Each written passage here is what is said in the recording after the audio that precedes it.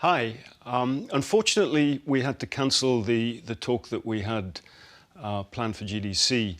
But we do have some super exciting news about PS5. And who better to bring that to you than the one and only Mark Cerny. Without further ado, over to you, Mark. Thank you, Jim. There will be lots of chances later on this year to look at the PlayStation 5 games. Today, I want to talk a bit about our goals for the PlayStation 5 hardware and how they influenced the development of the console. I think you all know I'm a big believer in console generations. Once every 5 or 6 or 7 years, a console arrives with substantially new capabilities. There's a lot of learning by the game developers, hopefully not too overwhelming, and soon there's games that could never have been created before. Now, it used to be that as a console designer, you'd somehow intuit what would be the best set of capabilities for the new console, and then build it in complete secrecy. For the PlayStation consoles, that period lasted through PlayStation 3, a powerful and groundbreaking console, but also one that caused quite a lot of heartache, as it was initially difficult to develop games for. So, starting with PlayStation 4, we've taken a different approach, roughly centered around 3 principles. The first of these is listening to the developers, which is to say that a lot of what we put into a console derives directly from the needs and aspirations of the game creators. We definitely do have some ideas of our own, but at the core of our philosophy for designing consoles is that game players are here for the fantastic games. Which is to say that game creators matter. Anything we can do to make life easier for the game creators or help them realize their dreams, we will do. So, about once every 2 years, I take a tour of the industry. I go to the various developers and publishers, sit down, and discuss how they're doing with the current consoles and what they'd like to see in future consoles. This requires weeks on the road, as reaching the bulk of the game creators involves talking to well over 100 people at something like 24 publishers and developers. And it is incredibly valuable. By the way, the feature most requested by the developers, that was an SSD, which we were very happy to put in the hardware, but a lot of problem solving was required. I'll be doing a deep dive on the SSD and surrounding systems later on in this talk. It's also key to make a generational leap while keeping the console sufficiently familiar to game developers. I think about this in terms of balancing evolution and revolution. Now, with PlayStation 1, 2, and 3, the target was a revolution each time with a brand new feature set. That was great in many ways, but time for the developers to get up and running got longer with each console. In the past, I've called this time to triangle. Here's what I had for those 3 consoles. To be clear, I'm not talking about time to make a game. Developers will be ambitious, and it may take them 6 years or so to realize their vision. What I'm talking about is that dead time before graphics and other aspects of game development are up and running, and trying to minimize that. On the other hand, if we're trying to reduce that dead time to 0, that means the hardware architecture can't change at all. We're handcuffed. We need to judge for each feature what value it adds and whether it's worth the increase in developer time needed to support it. So with PlayStation 4, we were able to strike a pretty good balance between performance and familiarity. We got required learning back to PlayStation 1 levels. With PS5, the GPU was definitely the area we felt the most tension between adding new features and keeping a familiar programming model. Ultimately, I think we've ended up with something under a month of getting up to speed. That feels like we're striking about the right balance. I'll go into a bit more detail later today about our philosophy with the GPU and the specific feature set that resulted from it. It's also very important for us, as the hardware team, to find new dreams, by which I mean something other than CPU performance, GPU performance, and the amount of RAM. The increase in graphics performance over the past 2 decades has been astonishing, but there are other areas in which we can innovate and provide significant value to the game creators, and through them, the players. That's why the SSD was very much on our list of directions to explore, regardless of what came out of the conversations with game developers and publishers. The biggest feature in this category is the custom engine for audio. That's today's final topic. The push for vastly improved audio, and in particular 3D audio, isn't something that came out of the developer meetings. It's much more the case that we had a dream of what might be possible 5 years from now, and then worked out a number of steps we could take to set us on that path. So here again are the three principles, the first being enabling the desires of developers to drive the hardware design. To me, the SSD really is the key to the next generation. It's a game changer. And it was the #1 ask from developers for PlayStation 5. As in, we know it's probably impossible, but can you put an SSD in it? That was a discussion we were also having internally. It was clear that the presence of a hard drive in every PlayStation 4 was having a positive impact. A lot of things that would simply have been impossible at Blu-ray disc speeds were now possible. At the same time, though, in 2015 and 2016, when we were having these conversations, developers were already banging up against the limits of the hard drive, and a lot of developer time was being spent designing around slow load speeds. I want to focus in on just one number here, which is how long it takes to load a gigabyte of data from a hard drive. The difficulty being that hard drives are neither particularly fast nor flexible. If all your data is in one block, which is frankly not very likely, you can load 50 to 100 megabytes a second, depending on where the data is located on the hard drive. Let's assume it's on the outer edge, which means loading a gigabyte takes 10 seconds. If you compress your game packages, you can fit more data on the Blu-ray disc and also effectively boost your hard drive read speed by the compression ratio. We support zlib decompression on PlayStation 4 that gets you something like 50% more data on the disk and 50% higher effective read speed. Unfortunately, though, it's highly likely that your data is scattered around in various files on the hard drive, as well as sourced from multiple locations within those files. So lots of seeks are needed at 2 to 50-ish milliseconds each. My rule of thumb is that the hard drive is spending 2/3 of its time seeking and only 1/3 of its time actually loading data. Putting all of that together, a gigabyte is very roughly 20 seconds to load from a hard drive. Now, a gigabyte is not much data. Games are using 5 or 6 gigabytes of RAM on PlayStation 4, so boot times and load times can get pretty grim. Or to put that differently, as a player, you wait for the game to boot, wait for the game to load, wait for the level to reload every time you die, and you wait for what is euphemistically called fast travel. And all of that leads to the dream. What if we could have not just an SSD, but a blindingly fast SSD? If we could load 5 gigabytes a second from it, what would change? Now, SSDs are completely different from hard drives. They don't have seeks as such. If you have a 5 gigabyte a second SSD, you can read data from 1,000 different locations in that second, pretty much at speed. As for time to load a gigabyte, this is next gen we're talking about, so memory is bigger. Instead, we should be asking how long to load 2 gigabytes. And the answer is about 1/4 of a second. I mean, that's amazing. We're talking 2 orders of magnitude, meaning very roughly 100 times faster. Which means at 5 gigabytes a second for the SSD, the potential is that the game boots in a second. There are no load screens. The game just fades down while loading a half dozen gigabytes and fades back up again. Same for a reload. You're immediately back in the action after you die. And fast travel becomes so fast it's blink and you miss it. As game creators, we go from trying to distract the player from how long fast travel is taking, like those Spider-Man subway rides, to being so blindingly fast that we might even have to slow that transition down. Pretty cool, right? But for me, this is not the primary reason to change from a hard drive to an SSD. The primary reason for an ultra-fast SSD is that it gives the game designer freedom. Or to put that differently, with a hard drive, the 20 seconds that it takes to load a gigabyte can sabotage the game that the developer is trying to create.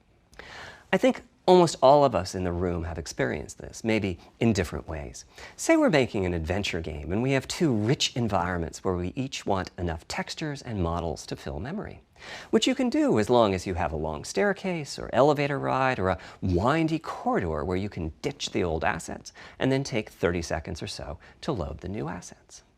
Having a 30-second elevator ride is a little extreme. More realistically, we'd probably chop the world into a number of smaller pieces and then do some calculations with sight lines and run speeds like we did for Haven City when we were making Jak 2. The game is 20 years old, but not much has changed since then.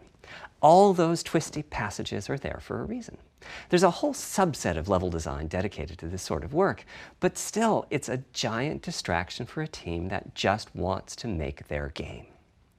So when I talked about the dream of an SSD, part of the reason for that 5 GB a second target was to eliminate loads, but also part of the reason for that target was streaming. As in, what if the SSD is so fast that as the player is turning around, it's possible to load textures for everything behind the player in that split second? If you figure that it takes half a second to turn, that's 4 GB of compressed data you can load. That sounds about right for next gen. Anyway, back to the hard drive. Another strategy for increasing effective read speed is to make big sequential chunks of data. For example, we might group all the data together for each city block. That removes most of the seeks, and the streaming gets faster. But there's a downside too, which is that frequently used data is included in many chunks and therefore is on the hard drive many, many times. Marvel's Spider-Man uses this strategy, and though it works very well for increasing the streaming speed, there's a massive duplication as a result. Some of the objects like mailboxes or news racks are on the hard drive 400 times. What I'm describing here are things that cramp a creative director's style. Either level design gets a little bit boring in places, or the data is duplicated so many times that it no longer fits on the Blu-ray disc. And you end up with hard limits on the player's run speed or driving speed. The player can't go faster than the load speed from the hard drive. And finally, I'm sure many of you have noticed that after a patch download, a PlayStation 4 will sometimes take a long time to install the patch. That's because when just part of a file has been changed, the new data can be downloaded pretty quickly.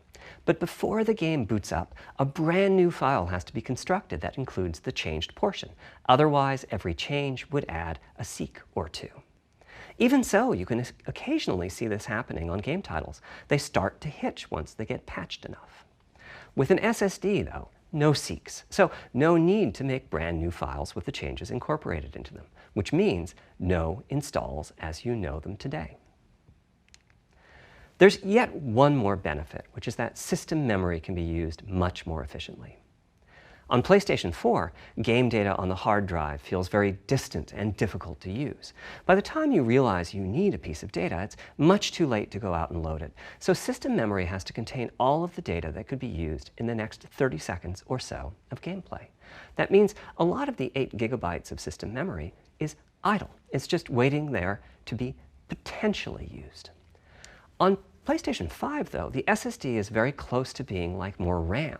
Typically, it's fast enough that when you realize you need a piece of data, you can just load it from the SSD and use it. There's no need to have lots of data parked in system memory waiting to potentially be used. A different way of saying that is that most of RAM is working on the game's behalf. This is one of the reasons that 16 GB of GDDR6 feels right for PlayStation 5. The presence of the SSD reduces the need for a massive intergenerational increase in size. So back to the dream of the SSD. Here's the set of targets. Boot the game in a second. No load screens. Design freedom, meaning no twisty passages or long corridors. More game on the disk and more game on the SSD. And finally, those patch installs go away. The reality, though, is that the SSD is just one piece of the puzzle. There's a lot of places where bottlenecks can occur in between the SSD and the game code that uses the data. You can see this on PlayStation 4. If I use an SSD with 10 times the speed of a standard hard drive, I probably see only double the loading speed, if that. For PlayStation 5, our goal was not just that the SSD itself be 100 times faster. It was that game loads and streaming would be 100 times faster. So every single potential bottleneck needed to be addressed. And there are a lot of them. Let's look at check-in and what happens when its overhead gets 100 times larger. Conceptually, check-in is a pretty simple process. Data is loaded into system memory from the hard drive or SSD. It's examined, a few values are tweaked to check it in, and then it's moved to its final location. At the SSD speeds we're talking about, that last part, moving the data, meaning copying it from one location to another, takes roughly an entire next-gen CPU core. And that's just the tip of the iceberg. If all the overheads get 100 times larger, that will cripple the frame rate as soon as the player moves and that massive stream of data starts coming off the SSD. So to solve all of that, we built a lot of custom hardware, namely a custom flash controller and a number of custom units in our main chip. The flash controller in the SSD was designed for smooth and bottleneck-free operation, but also with games in mind. For example, there are 6 levels of priority when reading from the SSD. Priority is very important. You can imagine the player heading into some new location in the world and the game requesting a few gigabytes of textures. And while those textures are being loaded, an enemy is shot and has to speak a few dying words. Having multiple priority levels lets the audio for those dying words get loaded immediately. On one side, that flash controller connects to the actual flash dies that supply the storage. To reach our bandwidth target of 5 gigabytes a second, we ended up with a 12-channel interface. 8 channels wouldn't be enough. The resulting bandwidth we've achieved is actually 5.5 gigabytes a second. With a 12-channel interface, the most natural size that emerges for an SSD is 825 gigabytes. The key question for us was, is that enough? I mean, it's tempting to add more, but flash certainly doesn't come cheap, and we have a responsibility to our gaming audience to be cost-effective with regards to what we put in the console. Ultimately, we resolved this question by looking at the play patterns of a broad range of gamers. We examined the specific games that they were playing over the course of a weekend or a week or a month, and whether that set of games would fit properly on the SSD. We were able to establish that the friction caused by reinstalls or redownloads would be quite low, and so we locked in on that 825 gigabyte size, while also preparing multiple strategies so that those who want more storage can add it. I'll go through the details in a moment. Back to the flash controller. On the other side, it connects to our main custom chip via 4 lanes of Gen 4 PCIe. And inside the main custom chip is a pretty hefty unit dedicated to I/O. Before we talk about what that does, let's talk compression for a moment. PlayStation 4 used zlib as its compression format. We decided to use it again on PlayStation 5, but on my 2017 tour of developers, I learned about a new format called Kraken from Rad Game Tools. It's like zlib's smarter cousin. Simple, similar types of algorithms, but about 10% better compression, which is pretty big. That means 10% more game on the UHD Blu-ray disc or on the SSD. Kraken had only been out for a year, but it was already becoming a de facto industry standard. Half of the teams I talked to were either using it or getting ready to evaluate it. So we hustled and built a custom decompressor into the I/O unit, one capable of handling over 5 gigabytes of Kraken format input data a second. After decompression, that typically becomes 8 or 9 gigabytes, but the unit itself is capable of outputting as much as 22 gigabytes a second if the data happen to compress particularly well. By the way, in terms of performance, that custom decompressor equates to 9 of our Zen 2 cores. That's what it would take to decompress the Kraken stream with a conventional CPU. There's a lot more in the custom I/O unit, including a dedicated DMA controller. The game can direct exactly where it wants to send the data coming off of the SSD. This equates to another Zen 2 core or 2 in terms of its copy performance. Its primary purpose is to remove check-in as a bottleneck. There's 2 dedicated I/O coprocessors and a large RAM pool. These aren't Zen 2 cores. They're there principally to direct the variety of custom hardware around them. One of the coprocessors is dedicated to SSD I/O. This lets us bypass traditional file I/O and its bottlenecks when reading from the SSD.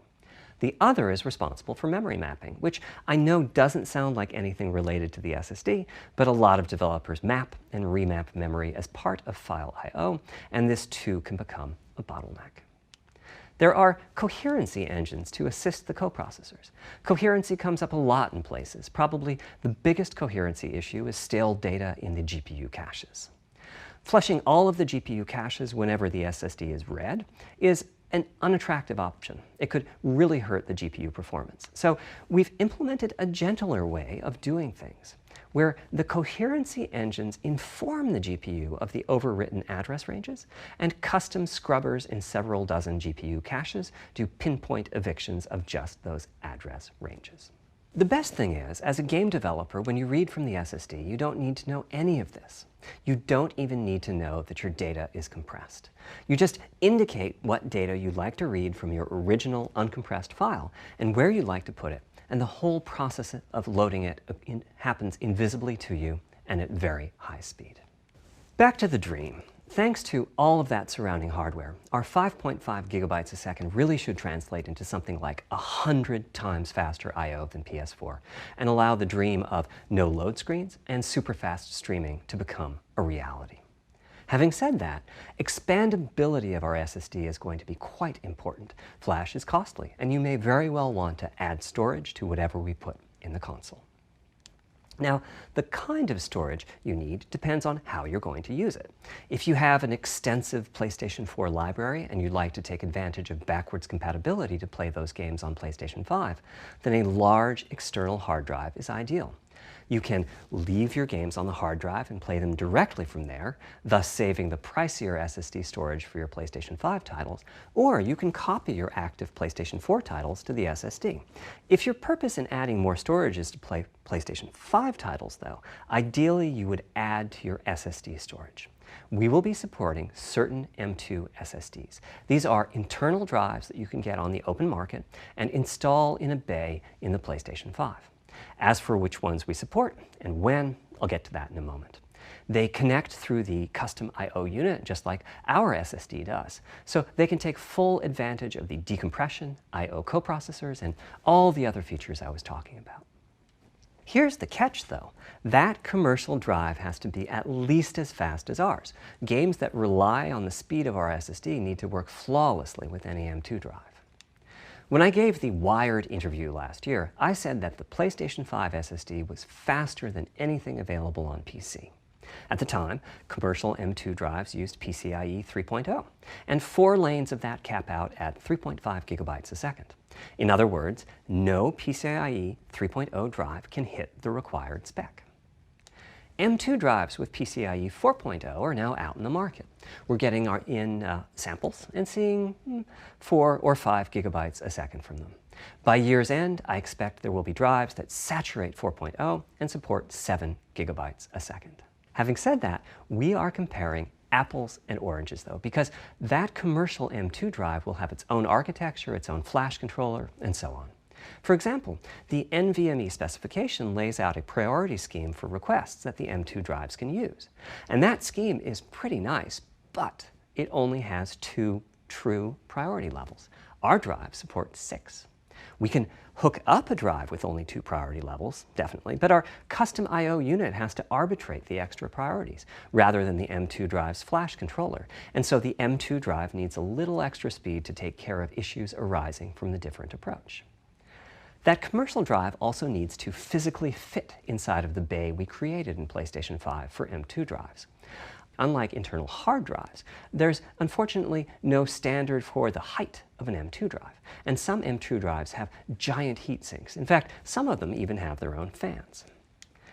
Right now, we're getting M2 drive samples and benchmarking them in various ways. When games hit beta as they get ready for the PlayStation 5 launch at year-end, we'll also be doing some compatibility testing to make sure that the architecture of particular M2 drives isn't too foreign for the games to handle. Once we've done that compatibility testing, we should be able to start letting you know which drives will physically fit and which drive samples have benchmarked appropriately high in our testing. It would be great if that happened by launch, but it's likely to be a bit past it, so please hold off on getting that M2 drive until you hear from us. Okay, back to our principles. Balancing evolution and revolution is the second of them. This was definitely a recurring theme with the GPU. We need new GPU features and capabilities. If we only have more performance, it's not really a new generation of console. Of course, many of these capabilities result in more performance. That's part of why a PlayStation 5 teraflop is more powerful than a PlayStation 4 teraflop. But we aren't just looking for the performance. We also need the ability to do something with the GPU that could not have been done before. And we need higher performance per watt. Every time we double the performance of some GPU component, we don't want to find out we've doubled the power consumed and the heat produced. But at the same time, we have to make sure the GPU can run PS4 games, and we have to ensure that the architecture is easy for the developers to adopt. Now, backwards compatibility was handled masterfully by AMD. They treated it as a key need throughout the design process. As our solution to adding new features without blindsiding developers, we made sure that if there were new significant features, it would be optional to use them. The GPU supports ray tracing, but you don't have to use ray tracing to make your game. The GPU supports primitive shaders, but you can release your first game on PlayStation 5 without making any use of them. Before I get into the capabilities of the GPU, I'd like to make clear 2 points that can be quite confusing. First, we have a custom AMD GPU based on their RDNA 2 technology. What does that mean? AMD is continuously improving and revising their tech. For RDNA 2, their goals were, roughly speaking, to reduce power consumption by re-architecting the GPU to put data close to where it's needed, to optimize the GPU for performance, and to add a new, more advanced feature set. But that feature set is malleable, which is to say that we have our own needs for PlayStation, and that can factor into what the AMD roadmap becomes. So collaboration is born. If we bring concepts to AMD that are felt to be widely useful, then they can be adopted into RDNA 2 and used broadly, including in PC GPUs. If the ideas are sufficiently specific to what we're trying to accomplish, like the GPU cache scrubbers I was talking about, then they end up being just for us. If you see a similar discrete GPU available as a PC card at roughly the same time as we release our console, that means our collaboration with AMD succeeded in producing technology useful in both worlds. It doesn't mean that we as Sony simply incorporated the PC part into our console.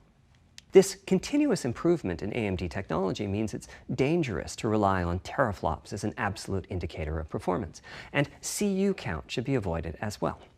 In the case of CPUs, we all understand this. The PlayStation 4 and PlayStation 5 each have 8 CPUs, but we never think that meant the capabilities and performance are equal.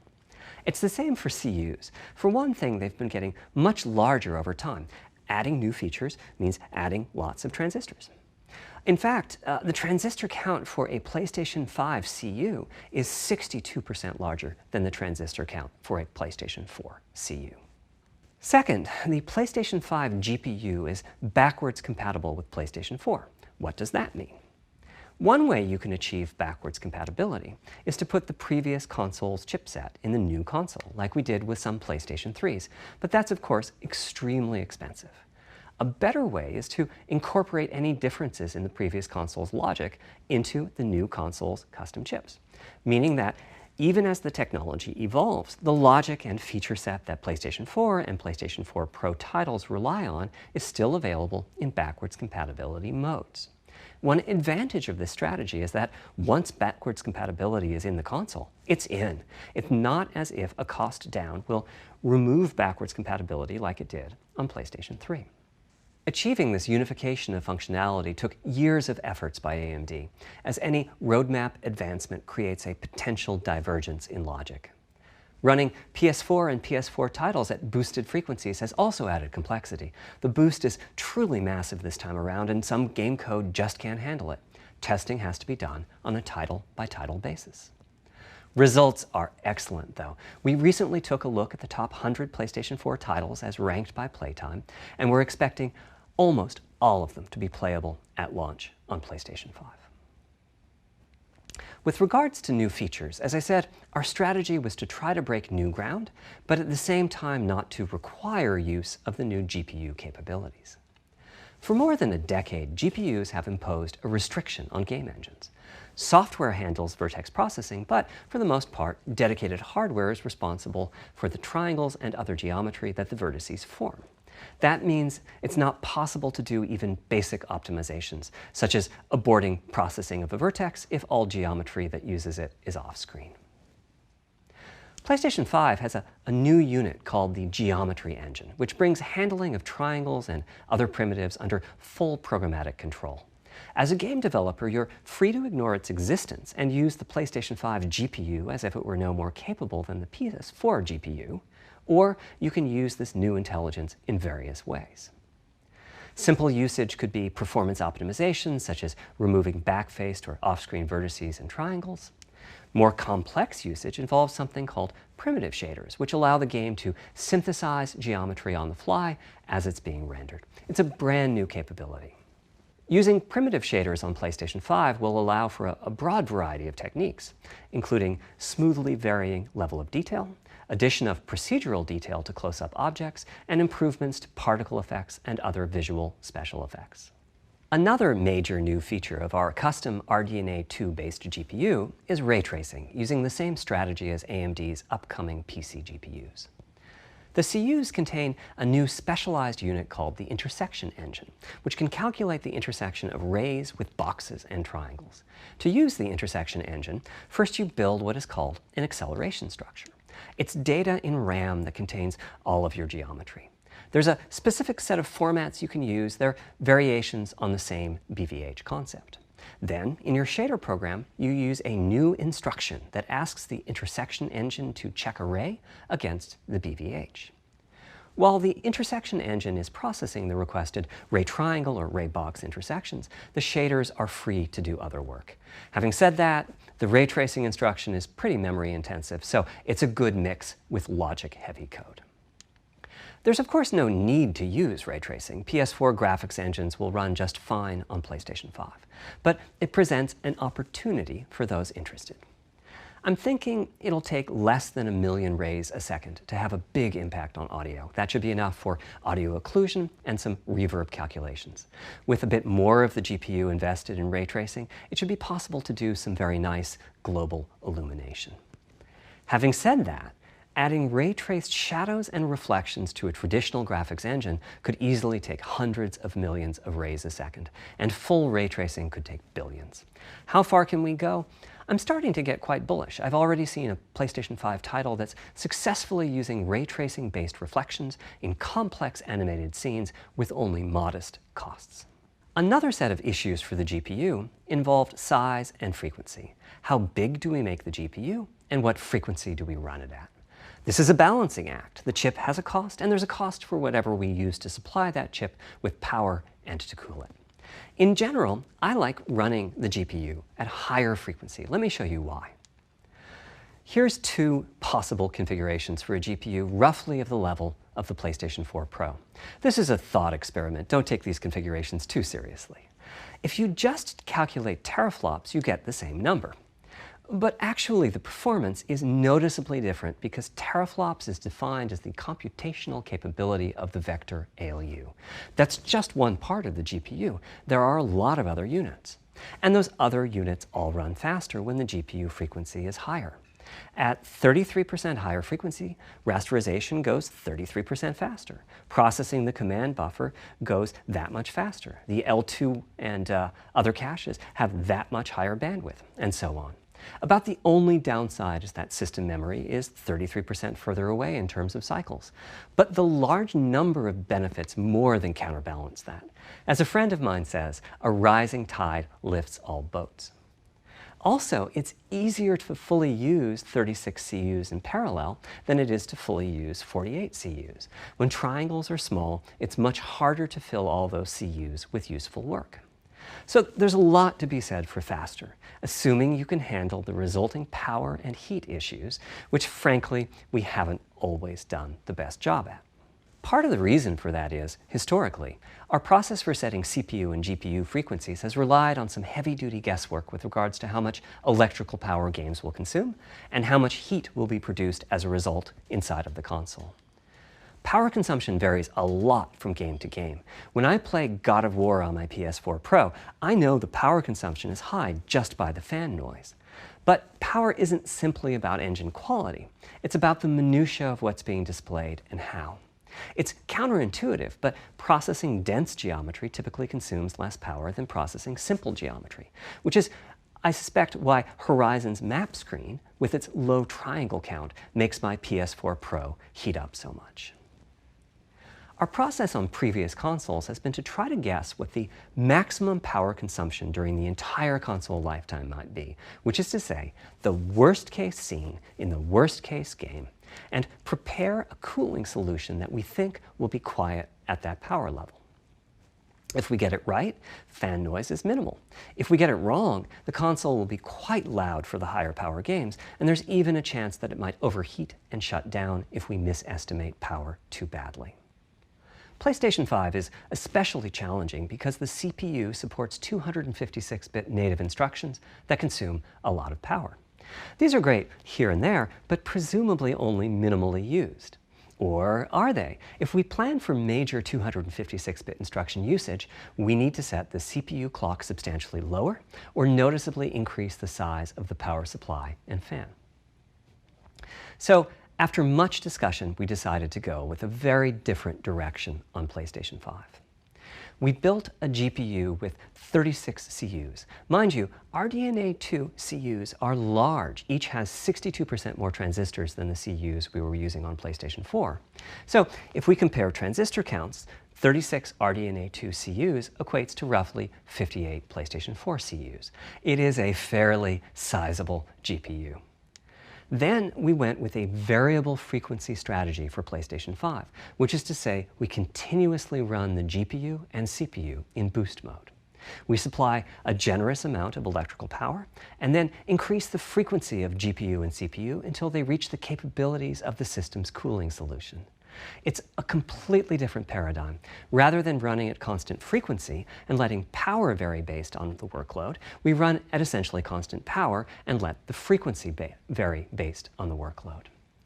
We then tackled the engineering challenge of a cost-effective and high-performance cooling solution designed for that specific power level. In some ways, it becomes a simpler problem because there are no more unknowns. There's no need to guess what power consumption the worst-case game might have. As for the details of the cooling solution, we're saving them for our teardown. I think you'll be quite happy with what the engineering team came up with. So, how fast can we run the GPU and CPU with this strategy? The simplest approach would be to look at the actual temperature of the silicon die and throttle the frequency on that basis. But that won't work. It fails to create a consistent PlayStation 5 experience. It wouldn't do to run a console slower simply because it was in a hot room. So rather than look at the actual temperature of the silicon die, we look at the activities that the GPU and CPU are performing and set the frequencies on that basis, which makes everything deterministic and repeatable. While we're at it, we also use AMD's Smart Shift technology and send any unused power from the CPU to the GPU so it can squeeze out a few more pixels. The benefits of this strategy are quite large. Running a GPU at 2 GHz was looking like an unreachable target with the old fixed frequency strategy. With this new paradigm, we're able to run way over that. In fact, we have to cap the GPU frequency at 2.23 GHz so that we can guarantee that the on-chip logic operates properly. 36 CUs at 2.23 GHz is 10.3 teraflops, and we expect the GPU to spend most of its time at or close to that frequency and performance. Similarly, running the CPU at 3 GHz was causing headaches with the old strategy. But now we can run it as high as 3.5 GHz. In fact, it spends most of its time at that frequency. That doesn't mean all games will be running at 2.23 GHz and 3.5 GHz. When that worst-case game arrives, it will run at a lower clock speed, but not too much lower. To reduce power by 10%, it only takes a couple of percent reduction in frequency, so I'd expect any downclocking to be pretty minor. All things considered, the change to a variable frequency approach will show significant gains for PlayStation gamers. The final of our 3 principles was about finding new dreams. It's important for us on the hardware team to find new ways to expand or deepen gaming, and that's what led us to a focus on 3D audio. As players, we experience the game through the visuals, through audio, and through the feedback we receive from the controller, such as rumble or haptics. Personally, I feel a game is just dead without audio. Visuals are, of course, important, but the impact of audio is huge as well. At the same time, the audio team on a game project has to do a lot with a little. For example, on PlayStation 4, there's fierce competition for the Jaguar CPU cores. Audio typically ends up getting just a fraction of a core. That's not much of a computational resource, particularly when you consider that the visuals run at 30 or 60 frames a second, but audio processing needs to happen at almost 200 times a second. So it's been tough going making forward progress on audio with PlayStation 4, particularly when PlayStation 3 was such a beast when it came to audio. The SPUs in Cell were almost a perfect device for audio rendering.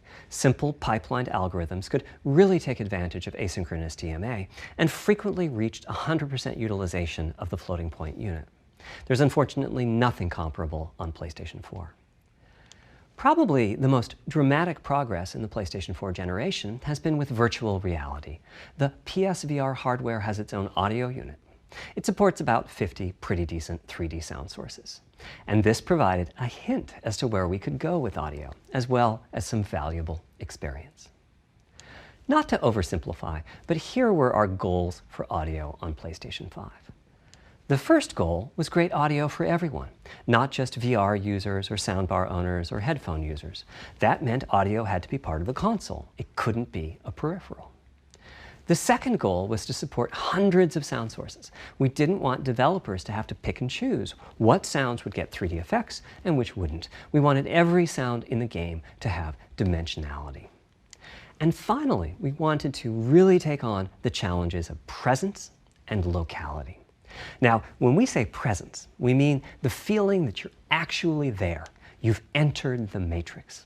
It's not, of course, something we thought we could perfectly achieve, but the idea was that if we stopped using just a rain sound and instead used lots of 3D audio sources for raindrops hitting the ground at all sorts of locations around you, then at some point your brain would take a leap and you'd begin to have this feeling of real presence inside the virtual world of the game.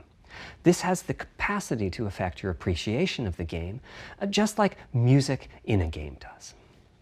The concept of locality is simpler. It's just your sense of where the audio is coming from, to the right of you, behind you, above you. This can immerse you further in the game, and it can also directly enhance the gameplay. To use Dead Space as an example, I know, old school, you're fighting enemies in fairly dark, spooky locations.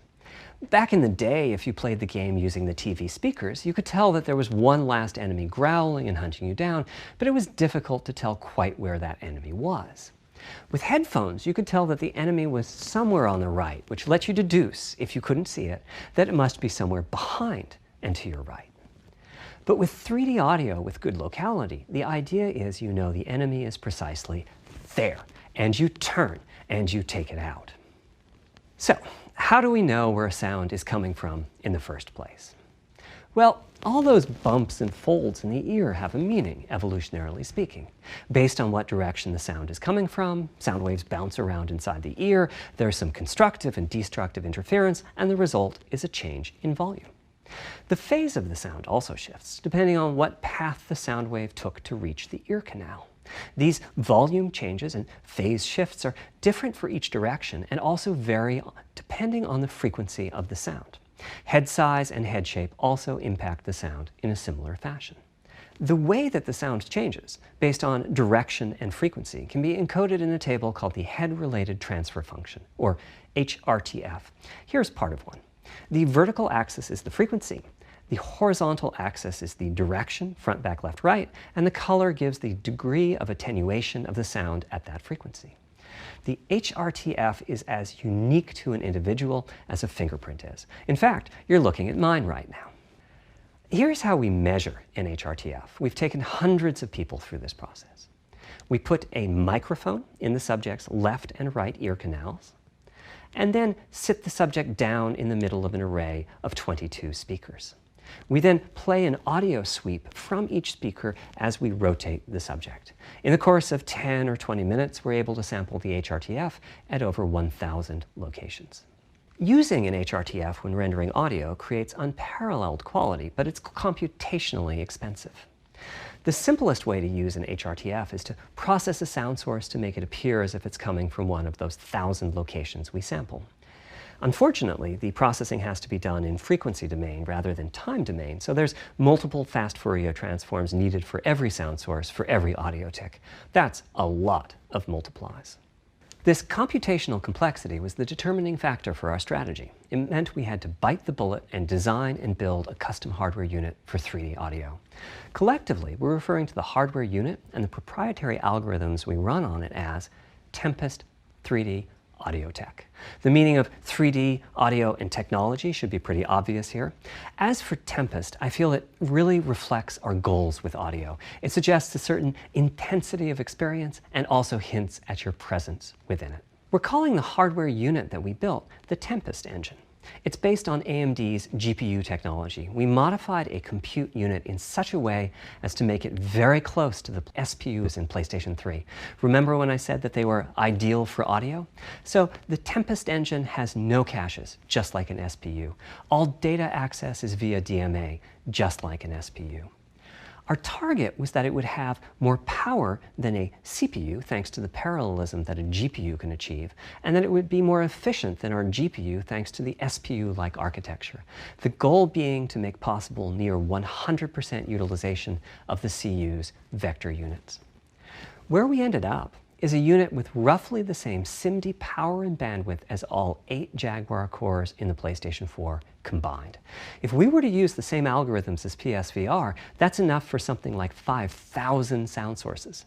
But of course, we want to use more complex algorithms, and we don't need anything like that number of sounds. It would have been wonderful if a simpler strategy, such as using Dolby Atmos peripherals, could have achieved our goals, but we wanted 3D audio for all, not just those with licensed soundbars or the like. Also, we wanted many hundreds of sound sources, not just the 32 that Atmos supports. And finally, we wanted to be able to throw an overwhelming amount of processing power at the problem, and it wasn't clear what any peripheral might have inside of it. In fact, with the Tempest engine, we've even got enough power that we can allocate some to the games, to the extent that games want to make use of convolution reverb and other algorithms that are either computationally expensive or need high bandwidth. But the primary purpose of the Tempest engine remains 3D audio. Now, 3D audio is a major academic research topic. It's safe to say that no one in the world has all of the answers. And the set of algorithms that has to be invented, tuned, or implemented to realize our vision for 3D audio is immense. For example, use of HRTFs in games is quite complex. Before, I talked about making a sound source appear as if it's coming from one of those 1,000 HRTF sample locations. But for high-quality 3D game audio, we have to handle other possibilities. The sound source might not be at one of the 1,000 HRTF sample locations, so we have to blend the HRTF data from the closest locations that we have sampled. The sound source might be moving, which needs very special handling as that blend keeps changing, and that can cause phase artifacts in the resulting audio. Or the sound source might have a size to it, meaning it should feel as if it's coming from an area rather than a single point. There's also whole categories of approaches to be handled. 3D audio can be implemented using individual processing of 3D sound sources. But alternatively, ambisonics can be used for 3D audio. Ambisonics being somewhat like the spherical harmonics used in computer graphics. And finally, there's audio devices. The player might be using headphones or TV speakers or have a higher-end surround sound setup with 6 or more speakers, all of which need different approaches. That's a lot of variations. It's nice to have the computational resources of the Tempest engine, but it's clear that achieving our ultimate goals with 3D audio is going to be a multi-year, step-by-step process. Having said that, headphone audio implementation is largely complete at this time. It was a natural place for us to start. With headphones, we control exactly what each ear hears, and therefore the algorithmic development and implementation are more straightforward. For TV speakers and stereo speakers, we're in the process of implementing virtual surround sound. The idea being that if you're sitting in a sweet spot in front of the TV, then the sound can be made to feel as if it's coming from any direction, even behind you. Virtual surround sound has a lot in common with 3D audio on headphones, but it's more complex because the left ear can hear the right speaker and vice versa. We have a basic implementation of virtual surround sound up and running. We're now looking at increasing the size of that sweet spot which is to say, making the area you need to be in to feel the 3D effect larger, and we're also working to boost the sense of locality. Headphone audio is the current gold standard for 3D audio on PlayStation 5, but we're going to see what we can do to bring virtual surround sound to a similar level, after which we'll start in on setups with more speakers, such as 6-channel surround sound. It's now to the point where some of the PlayStation 5 games in development are extensively using these systems. One of the game demos allows you to toggle between conventional PlayStation 4 style stereo audio and our new 3D audio. I listened with just an ordinary pair of over-the-ear headphones, and wow, I could feel a difference. 3D audio has that dimensional feel to it. Conventional stereo audio feels smashed flat by comparison. The improvement is obvious.